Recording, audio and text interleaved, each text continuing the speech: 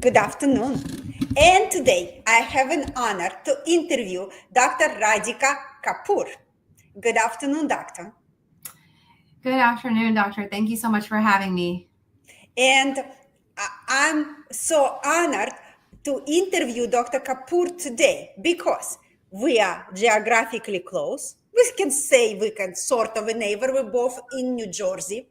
We pray to the same gods. We're going to talk a lot about sleep in pediatric and how addressing those issues earlier can affect the whole life of our patients. And beautiful part, what we are on the opposite end of the spectrum. Dr. Radhika Kapoor, she actually created the foundation.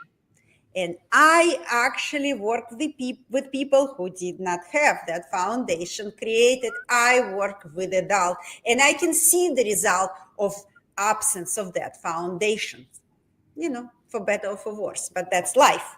So we're going to talk about how to prevent that.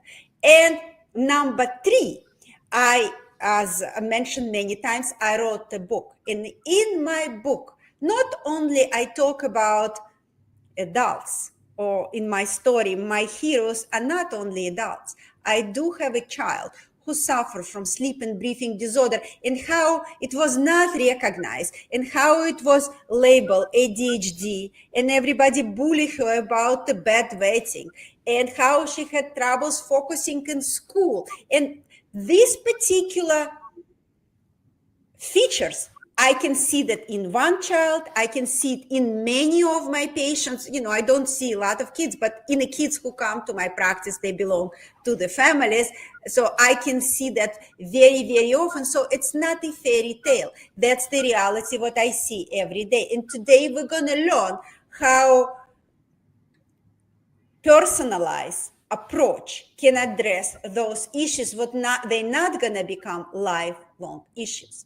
And of course, thank you very much to our audience. If you have trouble sleeping or sleep next to snoring partner, this program is going to be for you, because if that person is a child, you're going to learn about those red flags. And if you're a medical practitioner, that program is going to be for you. That's the problem, what kids suffer. And this hidden epidemic actually passed by in front of both of our eyes for evolutionary reason, or for nutrition reason, or for physical development reasons. There are not one reason, but there are multiple reasons. But it's true, it's like epidemic, hidden from providers, hidden from any help, from teachers also. So if you're a medical practitioner, this interview gonna help you to put a little puzzles together and maybe make your picture a little bit more clear. So I'm gonna ask Dr. Kapoor the first question. The question, we had a lot of practitioners who, in this realm, but this is very unique. I want to ask you, if you have a young patient with a retruded lower jaw, and I have to admit, a lot of white Asian kids, they have a retruded lower jaw. So how do you explain that to the parents? How you diagnose what this is a problem? And most important, what idea for treatment you try to implant in your patients' parents, how you can actually help those kids? That's a great question. I think that it's an important question because having a retruded jaw is just a sign of something deeper, right? When you're looking at kids, you have to be able to kind of see them as a whole. We're not just looking at the relationship of their lower jaw to the maxilla. We're looking at their body posture. Do they have a forward body posture? Before they even come into the dental chair, we start pointing out to the parents who are specifically coming, pointing out some of these concerns. But it's, my job is to put those pieces together to understand what exactly might be happening. What is exactly that source that could be contributing to our malocclusion, to our jaw not forming the way it should. And even kind of describing what those normalcies will be like. As a parent, sometimes you're not informed of how things should be. And how common things are doesn't mean how normal they are. And so I tell parents retruded jaws are very common. And yeah, they might be common in specific populations, such as deep bites as well. But that doesn't mean it's a normal finding. It's a less than normal finding, and it's worth investigating. And when parents start to see, okay, it's not something bad, but this is an opportunity for us to really change the trajectory to optimize their growth and development and what that would mean for that child, parents are blown away, at some of the things that we're picking up on these visits.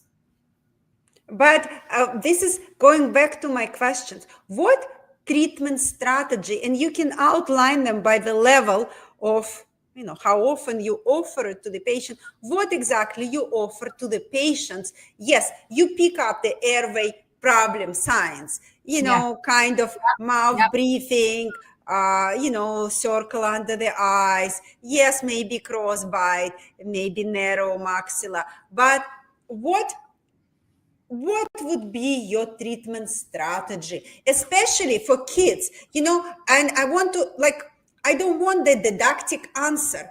Probably you and me can easily visualize what should be done, but this is a child, and child have a lot of specificity because it's a lot of fear. Even I'm the person who had orthodontic treatment since age 4. My mom really want to see me beautiful. And when I talk to kids, or when I see kids going through that treatment, I can totally reflect it to myself. Yeah. So what would be your kind of decision tree for somebody who is young, but you want to recognize it or help earlier? What it would be? I mean, it takes a team approach and looking at function. So we look at everything, right? I am making sure we're evaluating what the muscles of the jaw are doing. We're evaluating kids for abnormal swallowing. Do we need to involve, and mostly we always do, we have our own myofunctional therapist in-house. She's a hygienist and she's our liaison. And so do we, incorporate also an SLP? Is this all the swallowing the issue as to why the bite is being altered? We also have diagnostics that we provide to our families. That's a big part of my decision tree. I need to get all my understanding of the baseline. We require a lot of the parents coming in for these particular consults to have videos of the kids eating, kids playing, kids doing an object focus, and sleeping. That's the biggest video. And I have them done, in a couple of weeks in advance of our consultations in different positions, whether it's a car seat, whether it's in their bed. So I can start drawing up my understanding of who this child is. Even where we do our consultations, I have a therapy room versus a typical dental chair. It really depends on the disposition of the child and how I relate to that family. We ask a lot of these questions because it's not only that the child is fearful, they're coming in with parents with their own dental trauma. And so although I'm pediatric, I've advanced at screening adults because I want to understand what the common goals are of their families, and not just short-sighted goals of aligning your teeth, or even as it relates to airway, but even dental issues as a result of retruded jaws. A lot of parents don't realize that a lot of periodontal issues, gum issues, cavities, all of this is linked. And so we cannot have, one lens. It can be siloed lenses, right? Individual lenses, it's all connected. And so I look at the kid as a kid, and then I decide based on the tools that I have available, how can I incorporate all the diagnostics I have to offer to make a proper treatment plan, That's beautiful. Okay, proper treatment plan, going back to the plan. What are you offering as a plan? Besides myofunctional therapy, I understand. That's a great tool. And I think it plays such a significant role in a modern society. But a specific question I'm asking you for non-custom appliances, we can call it MyoBrace, Healthy Start, or, Vivos come up with one of that. What do you think about that pathway? As maybe intermediate step or? Oh, yeah. I mean, look, I've created so many types of plans. I can tell you I have kids where I didn't do everything the same way. I have kids who are using myofunctional appliances. I have my own children currently in custom expansion devices, palatal expansion, tissue-borne expansion, how we do the expanders, how we pivot. the timeliness of this is all custom for each kid. How we incorporate even different appliances to counteract like tongue thrusts, like froggy mouths and myo munchies. There's an order that's developed for each child, and we've created almost, whether it's treasure maps or a pathway. It's not just for the child to be involved in their care, because, oftentimes they are. It's the parents. It's like teaching a child piano. I have my own children, or teaching them anything. They have to see the reason why we're doing it, and they have to be involved. So we want it to be non-traumatic. We want it to be that there's a common goal, and we want to listen to the family and the child. The appliances are catered towards what we're seeing. We have some children that, even if we want a fixed expansion appliance, we know that in the beginning, for at least a year, we're probably only going to be able to do removable devices. And parents being transparently aware of, this is where I think we'll get. I don't think it's going to give you all the changes that you're looking for, but we're camouflaging and reimagining dental visits to be jaw and development visits, right? I'm taking an opportunity to be their primary care dentist to make sure, even if it looks like a cleaning, we're incorporating desensitizing exercises. We're making sure that's when we learn to pivot to the next appliance and really take it upon ourselves to make it to the next level. I think it's very beautiful what you said, because, it's in my view, I'm a big proponent, yes, of some type of appliance sort of desensitization and exercise in the same time. And yes, it's true. It's really hard for parents to see the effect. Yes, a lot of parents, once you explain to them about retruded jaw, they start seeing that retruded jaw, and they want that jaw to be forward. Oh, obviously, I want that jaw to be, where it's supposed to be, measuring with the forehead. I see the profile of my child all the time. But how to bring somebody to wear bionator or twin block? That's the, $1 million question. It is. I think that you basically hit it right there, right? It's first understanding why we're doing something and being aligned with the goals. When I see crowding or even spacing, and parents are like, does my child really need this? That's why diagnostics are so important. We provide home sleep tests in our practice and 3D airway scans, and these are options, right? There's nothing like you have to do this, but it is extremely important, because then we can lay out, these are the types of appliances we're considering. For example, a fixed palatal like Evans expander and face mask. Even though that's something that I think would be extremely important, the parents need to be empowered in guiding how they're going to make sure that their child's able to do it. I don't live with their child. So it's important for That's very important, because besides airway treatment, there are 1,000 things on a table for that parent, and also ability to finance that treatment. You have to work, in a lot of normal families. We're not talking about anything, a silver spoon or whatever, but normal families. So that's juggling when you're raising the child. That's a very interesting conundrum. It really is. And I think that when parents, laying options, but also helping them guide what option would be best for your child. For example, I had a child who, it has nervous system dysregulation. And I said, allocate your resources right now to working with an excellent SLP who also has craniosacral training. And we'll start with just a removable device, very specific to this child, because this mother does not want to overwhelm already an overwhelmed child. And just with a removable device, this child's sleep apnea score went completely down. He's growing. He's more comfortable in the dental chair. We're able to take x-rays, all the things that we had manifested for this child. Even if it didn't happen in the moment, my biggest role is how can I hold their hand to make sure they're doing more than enough? They're there.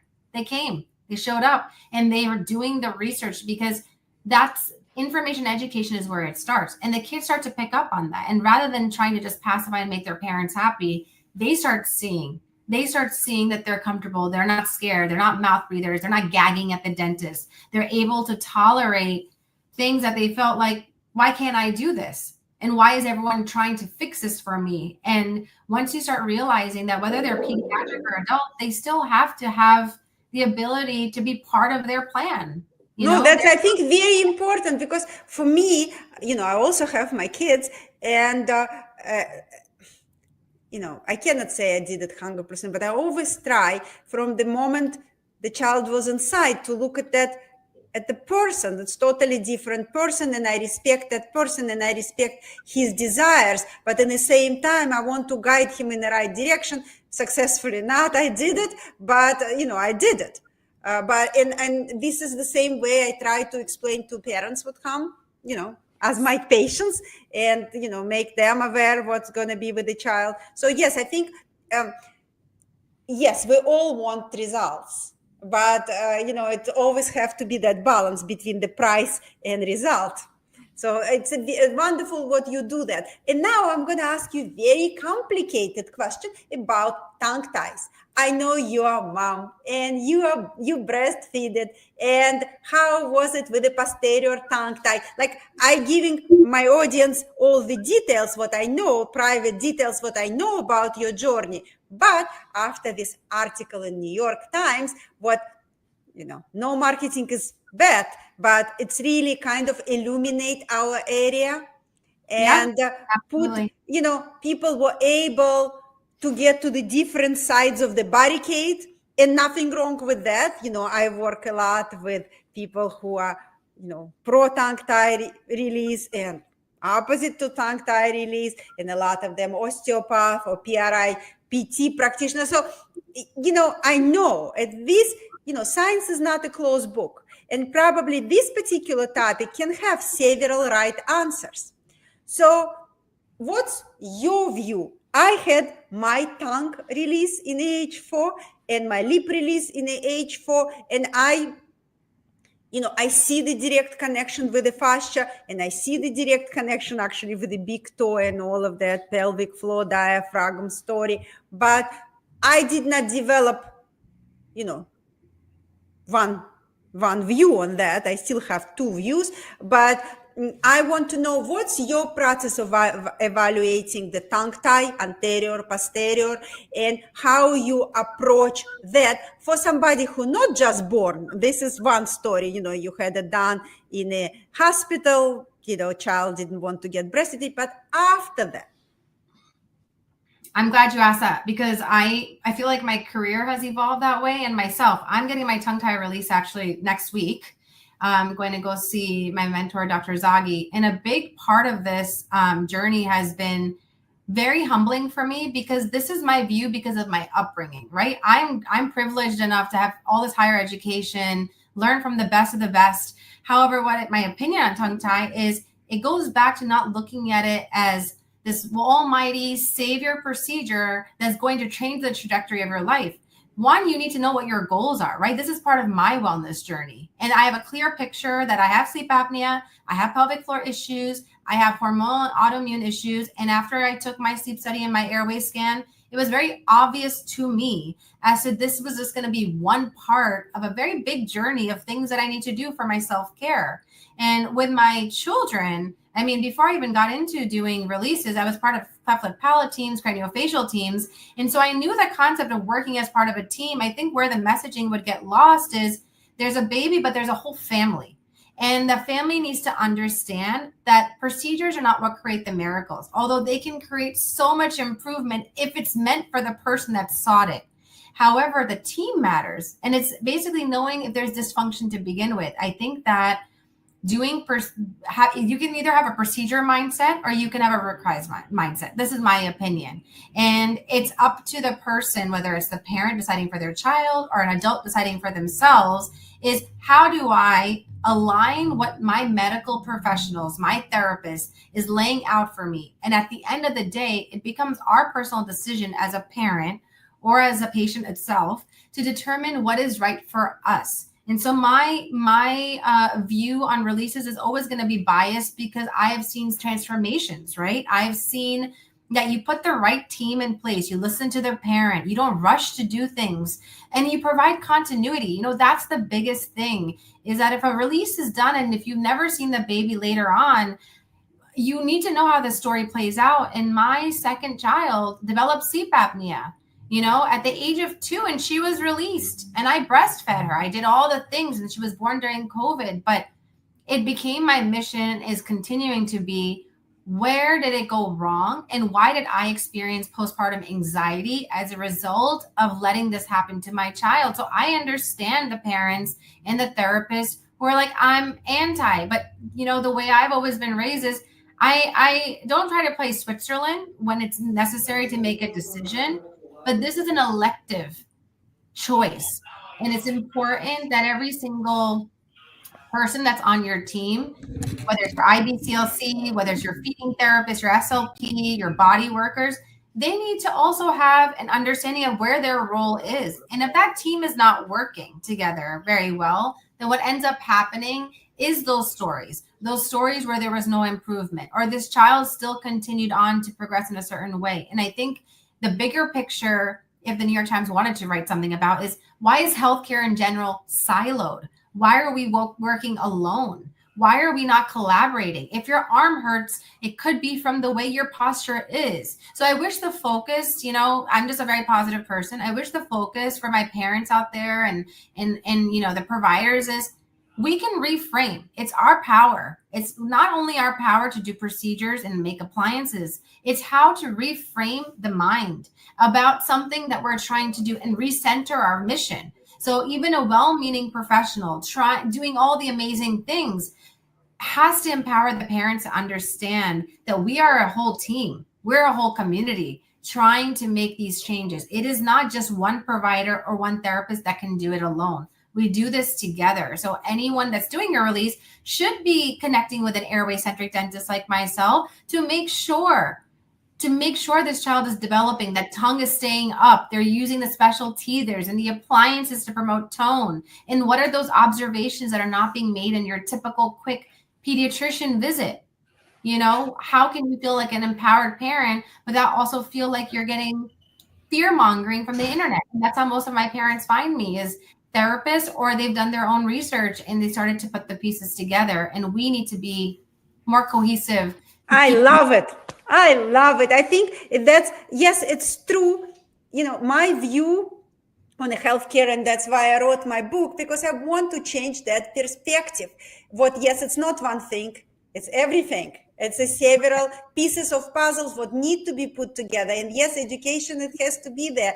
And unicorn doesn't exist. But more so, what we, people who try to change the healthcare, have to be supported by media, by Broadway shows, by movies, not in a boring scientific way, but relatable.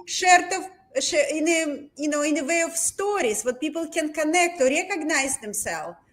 That's what I think missing in our area, and I'm trying to fill that void with my book and hopefully with the Broadway show later.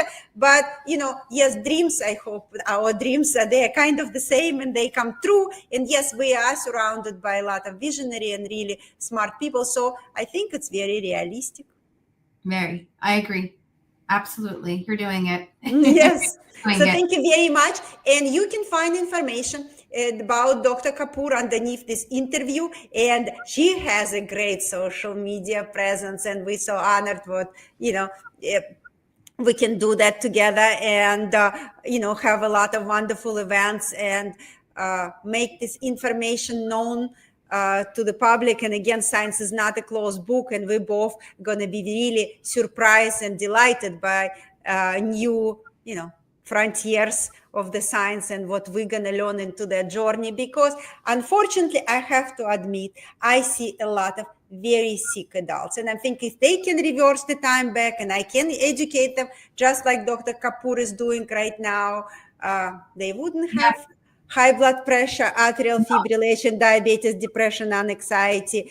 Well, even the prenatal women that I see before you're trying to conceive, perimenopause, menopause, we screen the parents complimentary. We just screen them. And if they want imaging, the sleep test, that's how I can manage and send them to people like yourself that are creating these changes with me. And, my laser therapies, whether it's tongue tie or for snoring, can only go so far. I need you. I need my team. And I tell parents that if you think that only that one person's going to be part, it's your village. And you're lucky that we can invest in our village. It's more important than any other investment. That's just what I think. I agree with you. So thank you very much, Doctor. Really appreciate your time and what you share knowledge with